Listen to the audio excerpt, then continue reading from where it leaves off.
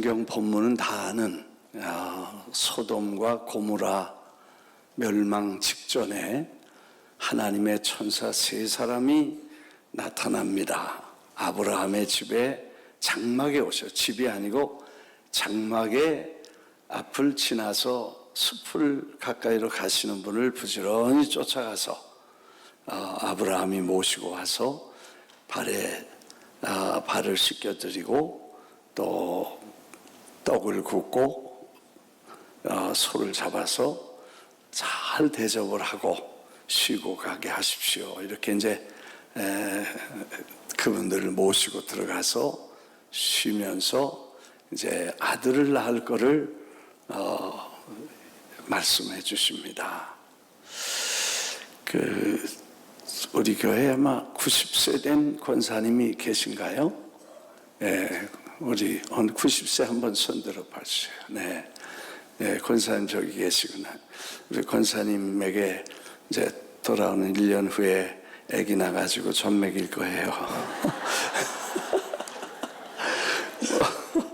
그러면 그걸 그냥 아멘 그럴 사람은 아무도 없습니다. 그냥 배꼽을 잡고 웃으면서 이제 말도 안 되는 소리다 그러고 이제 웃고 있는데 그 천사가 왜 웃냐? 그러니까 안 웃었어요. 하도 놀래서. 내 아내 사라가 어딨냐? 그러니까 장막에 있습니다. 뭐 이렇게 얘기하는 스토리 참 재밌어요. 그래서 이제 그 다음에 100세 된 그 다음 해에 이제 아기를 낳죠. 그래서 이제 젖을 먹이면서 그땐 정말 웃을만 하죠. 네, 100세 된 할아버지가 자기 아들을 낳아가지고 첫 아들이에요. 그것도 첫 아들을 낳아가지고 희죽희죽 웃으면서 이렇게 아기를 안고 다니는 모습을 보는데 상상해보면 참 대단하죠. 네, 사람들도 웃고 사람 모두 다 웃는 얘기인데 그래서 하나님은 웃기시는 하나님이다. 뭐 이렇게 사람들이 얘기할 거예요. 하여튼 그렇게 해서 아기를 낳죠. 근데 이제 성경에 보니까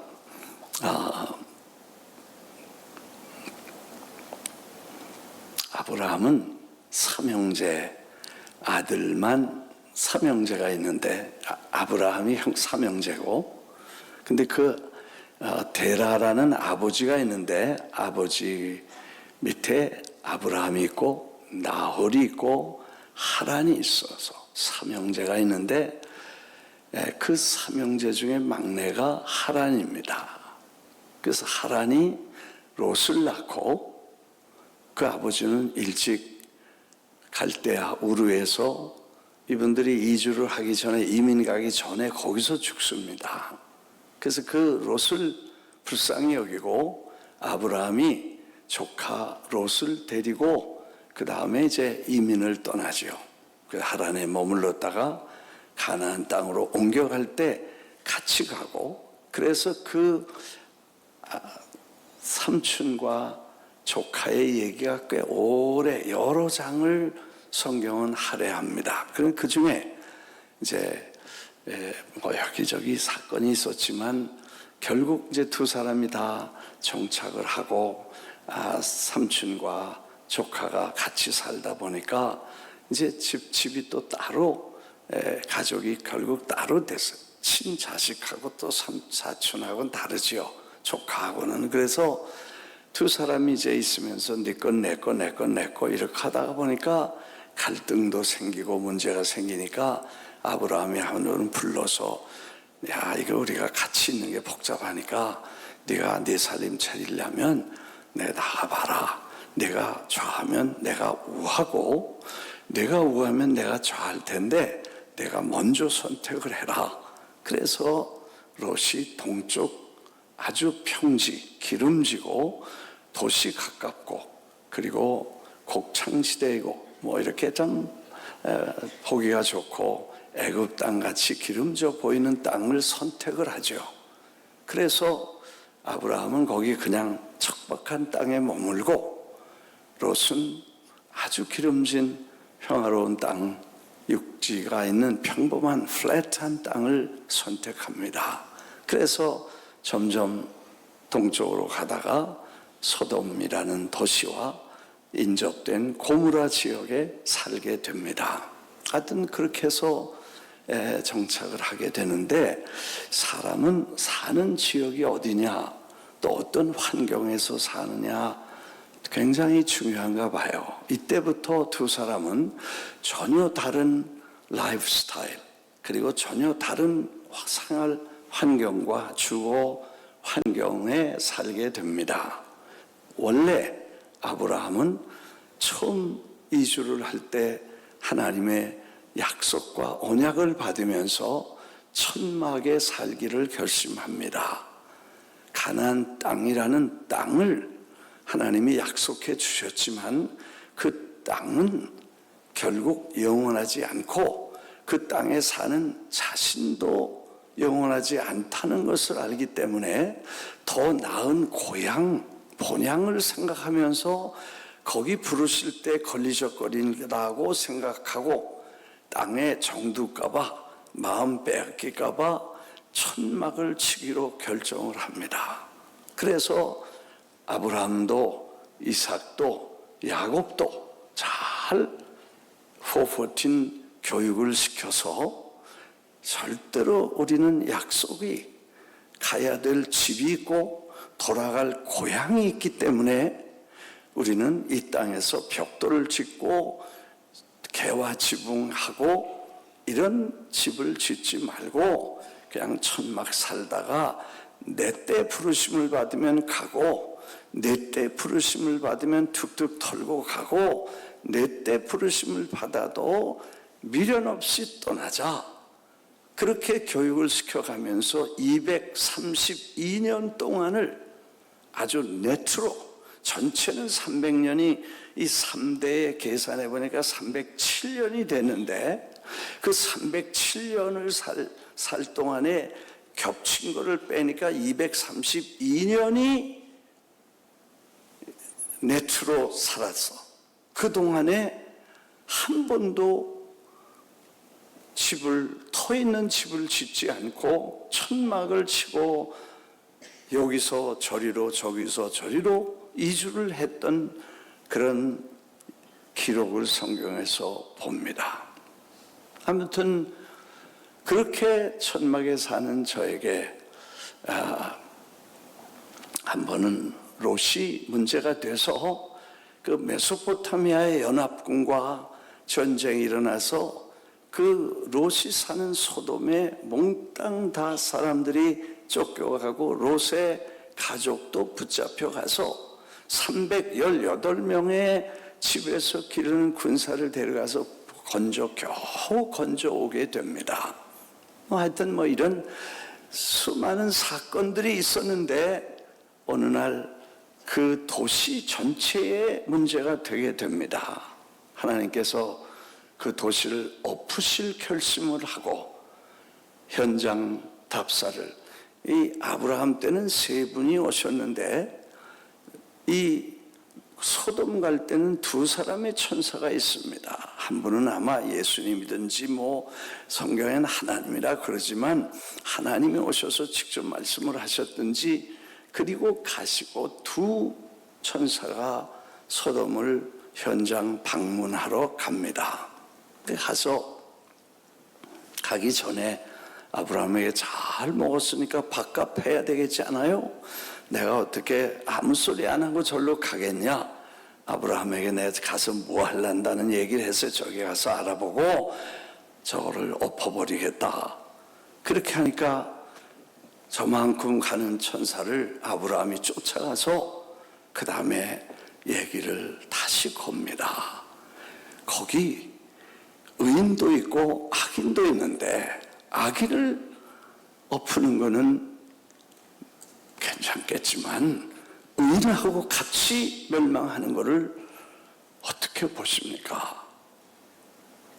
재판을 하려면 공의로워야 되지 않습니까? 하나님이 공의로우신데 악인과 의인을 어떻게 같이 멸망시키려고 하십니까?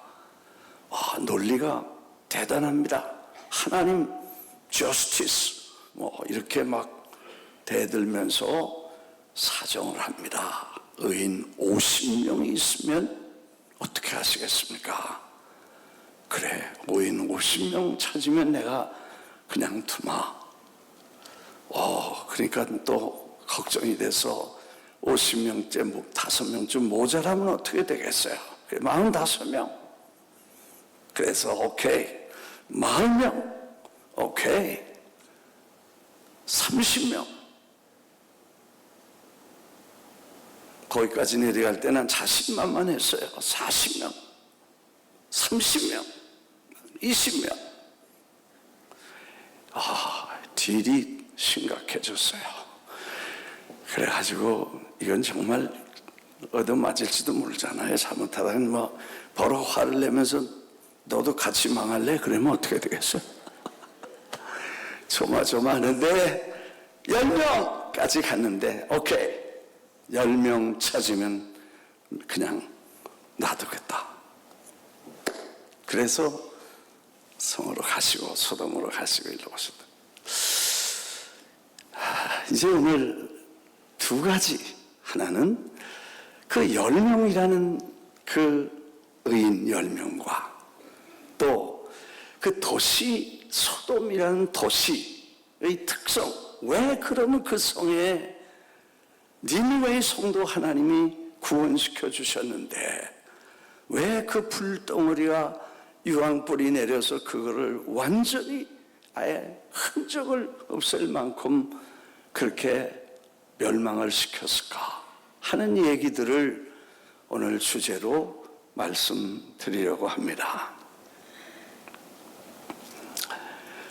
에스겔서 16장 49절에는 내 아우 소돔의 죄악은 이러하니 교만함과 식물의 풍족함과 태평함이 있으며, 여러분 도시라는 것은 참 좋은 것입니다. 편리하고 경제활동이 활발하고 커뮤니케이션 좋고 그 다음에 여러 교통도 편리하고 라이프스타일에 아주 편안하고 좋습니다. 인감도 높고 반면에 엑스펜스도 좋고 그래서 생활이 럭셔리하고 또 사치스러운 온갖 게 다 있으니까, 그리고 아주 사랑스러운 모습들을 갖게 됩니다. 그런데 그 도시에 사는 사람들의 위험, 그 도시에 사는 사람들의 위험이 뭐냐고 이 소돔이 말하는데,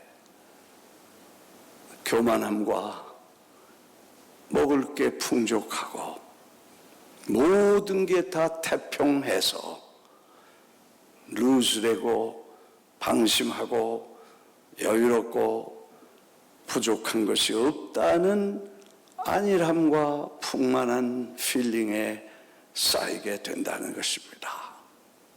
그러면 두 번째 결과가 거기에서 파생되는 현실이 뭐냐 하면 가난하고 궁핍한 자를 도와주지 아니하며, 그 다음 절에 뭐라고 나와요? 나그네를 거만하여 가증한 일을 행한다는 거예요. 음란이라든지 이런 구조적 행악은, 사회적 구조적 행악은, 문화적 행악은 이거는 하루아침에 되지 않고 이거는 전체 한 도시나 한 국가나 한 사회가 공통적으로 한꺼번에 오랜 시간이 그렇게 지나가면 그렇게 굳어지게 된다는 것을 소돔에서 말해줍니다. 아주 오래된 문헌에 보니까 탈무드나 혹은 유대인 성경 히브리의 기록을 보니까 소돔이 왜 망했냐고 물어보니까 거기서 대답이 이렇게 기록되어 있습니다. 나그네를 대접하는 것은 절대로 허락하지 않습니다. 자기가 알아서 하고 외부 사람 들어오지 말고 그 다음에 와서 우리 시끄럽게 바꿀 생각하지 말라. 그리고 몽땅 나그네를 배척하는 걸 만들고 법을 만들어서 그게 문화가 됐어요. 그래서 롯을 방문한 두 천사를 끌어내라. 우리가 두드려 패든지 무슨 더러운 짓을 하든지 우리가 알아서 할 테니까 가지고 내려와라. 네가 어떻게 법을 어기고 손님을 대접하느라고 맞아서 너희 집에 들이냐. 이게 당시의 문화적 법률이었으니까. 그래서 롯이 추합을 대서 무슨 얘기를 해서 내가 우리 문을 닫고 밖에 나와서 제발 이런 짓을 하지 말아라. 아무리 얘기를 해도 안 되니까 천사가 문을 열고 롯을 끌어들이고 밖에 있는 사람을 눈을 멀게 하고 문을 닫았다 그랬습니다.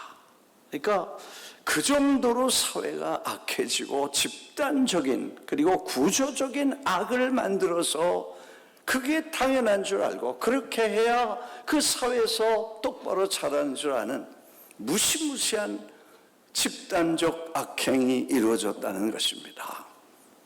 근데 그 시작이 거기서 시작된 게 아니고 이 도시에 사는 풍요로움과 먹을 게 넉넉하고 자랑스럽고 화려한 이 환경에 도취된 사람들이 에스겔 선지자가 예루살렘에 하나님이 벌거벗고 피투성이가 돼서 발을 흔들던 그 예루살렘을 붙잡아서 씻겨서 옷 입혀서 키웠던 지가 언제 자라서 내가 잘났다고 하나님 대적하고 우상 숭배하는 그들과 같은 교만과 은혜를 잃어버린 그 소돔과 예루살렘 너희나 쌤쌤이다. 그렇게 말한 게 에스겔의 예언이었습니다. 오늘 우리가 여기 풍요로운 사회에 살기 때문에 잘못하면 정말 가난하고 정말 굶주리고 정말 구석에서 우는 수많은 사람들의 아픔과 눈물과 배고픔과 고난을 제도적으로 구도적으로 조직적으로 이그노를 우리는 소돔과 같이 큰 실수를 하지 않겠나는 생각을 해보게 됩니다. 조금 더 깊은 얘기를 하면 사실 기독교가 핍박을 많이 받습니다. 세계사를 보면 큰 세계 지축을 흔들 만한 사상사, 이념 혹은 이 체계를 바꿀 만한 큰 혁명이 몇 번 일어나죠. 저 프랑스 혁명, 저 볼스비키 혁명, 소련의 그 다음에 문화 대혁명, 중국, 러시아, 프랑스 이렇게 큰 혁명이 일어났었습니다. 그런데 그 혁명이 일어날 때 배경을 자세히 보면 그때 교회가 가장 부흥되고 교회가 가장 강세였을 때였습니다. 러시아만 해도 1789년에 혁명이 일어났나 그러죠. 그러니까 러시아, 제정 러시아라고 하는 그 러시아에 오토독스라고 하는, 그러니까 우리 한국말로는 정교회, 러시아 정교회가 캐톨릭 교회의 커넥션이 디렉트리는 안 됐지만 따로 러시아의 교회가 큰 부흥을 일으켰습니다. 그래서 거의 러시아 전체가 국교가 되고, 그래서 정부와 교회는 거의 하나였습니다. 그래서 완전히 정치와 교회가 한 묶음이 되고, 그리고 착취와 가난한 사람들과 그 울부짖는 민중에 대한 소리를 외면합니다. 그래서 결국 민중들이 그 틈을 타고 레닌이, 그리고 공산주의나 사회주의 이론이 그 틈을 타고 들어와서 그 낙심하고 상처받은 수많은 민중들의 가슴 속에 불을 질러서 비판의식과 반항의식과 그 다음에 철저한 폭력의식을 줘서 혁명을 일으켜 그걸 묶어서 에너지화시켜서 결국 교회를 때려부시고 성직자를 때려부시고 그 왕족 그리고 몽땅 수도원 이거 다 깨트려 버리고 그래서 역사가들은 불란서 혁명은 기독교 신앙을 무너뜨리려 한 것이 아닌데 권력과 결탁한 제도 교회를 해체하려다가 기독교 자체가 해체가 되고 신앙의 본질에 깨짐 상처를 받게 됐다. 물론 사회주의나 공산주의는 하나님 없는 분들이니까 그분들이 뭘 해도 하나님 다 배제합니다. 하나님 있으면 걸리적거리니까 자기들 마음대로 하기 위해서 하나님 없습니다. 그러니까 이론은 맞지만 결국 교회가 깨지게 되죠. 문화혁명도 마찬가지입니다. 중국에 수천만 명의 기독교가 있고 정말 어마어마한 부흥이 일어날 때에 그렇게 됐습니다. 그리고 불란서에도 마찬가지입니다. 불란서 혁명이 일어날 때 교회에 대해서 교회가 정권과 손을 잡고 가난하고 어려운 사람들의 아픔과 외침은 외면하고 종교 귀족들이 생기고 결국 그게 불평과 원망이 있는 사이에 저 이태리에 있는 마키아벨리즘이 피렌체 산을 넘어서 불란서 혁명을 일으키게 되죠. 무서운 일입니다. 만일 교회가 그리고 정말 복음을 받은 사람들이 자기 주위에 있는 사람들의 아픔과 가난한 사람들의 눈물과 배고픈 사람들의 빵과 이런 것들을 공급하면서 그들을 위해 같이 울어주었다면 세상은 달라졌을 것입니다. 대한민국도 비슷한 현상의 현실을 보게 됩니다. 1970년에 성령운동, 복음화운동 시작됐습니다. 민족 복음화운동에 100만 명, 200만 명씩 모였습니다. 교회마다 가득 차고 큰 교회, 대형 교회 전국에 생겨졌습니다. 그리고 교회가 부흥돼서 이제는 세계 교회의 자랑이 될 만한 시간에 웬일인지 점점 사회계층에 계급이 생기기 시작하고 교회 안팎에 계급이 생기기 시작하고 경제 계급이 생기기 시작하고 그래서 배운 사람, 못 배운 사람, 있는 사람, 없는 사람, 가난한 사람, 부자 꾀리가 생기고 그 사이로 사회주의 이런 아이들에게 조용히 교육이 시켜 30년, 50년 지나고 나서 아이들의 생각 속에 기독교는 잘못되고 나쁘다는 인식을 갖게 됩니다. 물론 그 자체가 나쁘지만 만일 그럼에도 불구하고 교회가 일어나서 우리 가난한 사람들을 붙잡고 함께 오해하지 마십시오. 교회는 큰 교회 얘기를 하니까 큰 교회는 필요 없다. 왜 큰 교회를 했냐? 이런 말을 한 최고의 하나님께 최고의 예배를 드리는 거 잘못된 거 없습니다. 그러나 화려한 교회와 거대한 교회 문 앞에 거지들이 있어서는 안 되고 그 주위에 교인, 집사님 가정, 장로님 가정 그리고 기독교 기업가들 주위에 굶주리고 헐벗은 사람 정말 안타까운 영혼들 불쌍한 사람들을 도시의 소돔 사람들처럼 외면했었다면 아마 그 책임은 우리에게 있다고 생각합니다.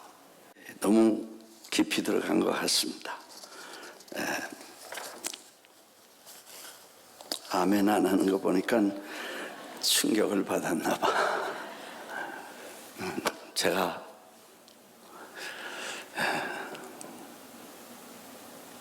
이 설교를 준비하면서 그 전에 이제 40일째 1월 말까지 또 작정을 하고 새벽에 나가 기도하면서 제가 돌이켜보니까 제가 회개할 1번이라고 생각했습니다. 왜냐하면 누구 탓할 게 아니고 모범을 보여야 될 사람 제가 아마 그렇게 못해서 그런가 보다는 생각이 듭니다. 도시 생활의 위험이 그거야. 컴투 편안함이 아픔을 외면할 수 있는 리스크를 지니고 있다는 것을 소돔 사람들도 경험하고, 그게 문화적으로 제도적으로 단체 집단적으로 그렇게 되면 어떻게 되면 이런 모습, 거기서 파생되는 화려함이나 사치나 낭비나 음란이나 쾌락들은 다 파생되는 것들이야. 그 도시 사람들이 가진 이 무례함과 교만함과 거만함이, 그 풍요로움과 태평함이 이런 걸 만들 수 있다면 아마 우리가 조금 더 도시에 살지만 시골스러워야 되고, AI 시대가 되지만 조금 더 우리는 사람다운 신앙적으로 돌아가야 될 줄 믿습니다. 그리고 어느 시간부터 조용히 우리 마음에서 이 식어져 갔던 이거를 우리는 다시 한번 회복해야 될 줄 믿습니다.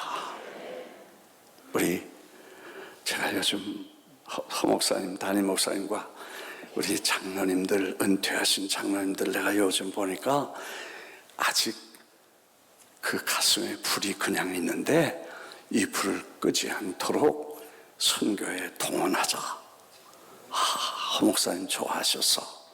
그래서 우리 장로님들이 그 불 가지고 옛날 그 교구장 할 때 다 때려부시고 벽에 문 닫고 그냥 뛰던 그 열정, 선교지에 가서 그냥 뜨겁게 봉사하고 막, 베네수엘라 지금 저렇게 됐지만 그 마지막 차베스 때 우리가 막 그 위험한 불 놓고 길이 막 테러하고 막 불 타고 그런 사이를 뚫고 다니면서 300명이 석 달 동안을 그 8개 도시를 우리가 돌면서 그 고난, 그런 열정, 이게 우리가 필요하다. 첫째, 결단하자. 이번에 담임 목사님이 5개 행동 강령, 프라미스 교회 교인은 5가지를 지키자. 그리고 이제 이 5가지를, 그 중에 전도가 제일 어려운 건데 그거 우리가 하자. 그래서 열심히 전도하자 하는 생각, 때가 된 줄 믿습니다. 그래서 결단을 하자. 10명이든 20명이든 100명이든 1000명이든 목표를 정하고 결단하지 않으면 never happened.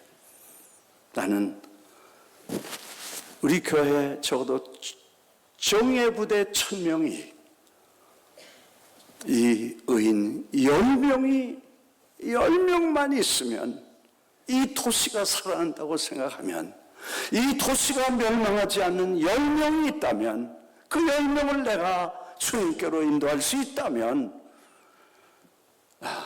교회 부흥을 위해서 하지 말고 이 도시를 위해서 우리가 하자.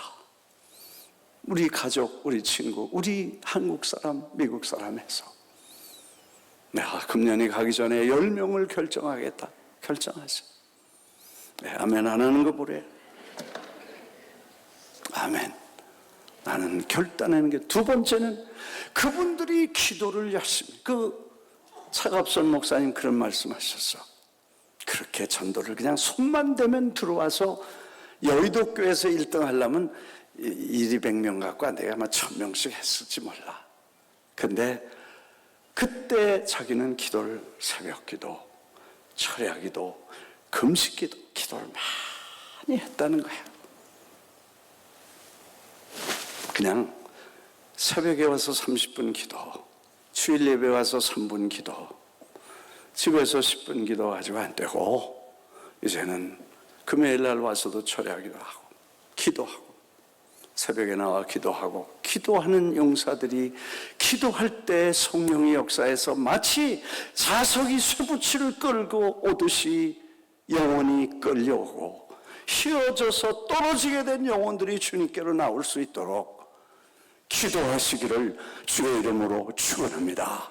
축원합니다. 이 부흥의 불길은 배에서 시작됐고 이미 배에서 담임 목사님이 첫 시간 설교할 때 거기 성령의 감동과 역사가 시작돼서 마지막까지 그날 부를 때 그날 찬송 부르면서 우리는 감동의 물결을 경험했잖아요.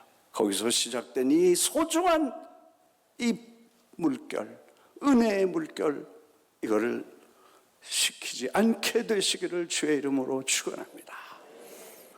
마지막으로 이거는 해도 되고 안 해도 되는 게 아니라 우리가 기도하면 그 영혼도 살고 나도 살고 그날에 하나님 앞에 상급받게 되고 영원한 하나님의 축복을 받게 되는 영혼 구원의 이 역사를 우리가 2026년 함께 시작하되 예비군 동원하가 예비군 아멘.